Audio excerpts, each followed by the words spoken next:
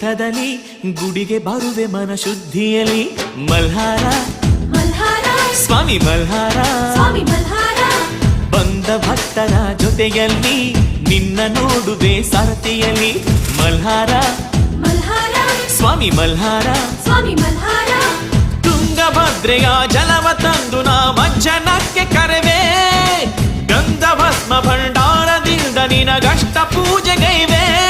ಮೈಲಾರ ಲಿಂಗನೇ ನಿನಗೆ ಧರಿಸಲಿ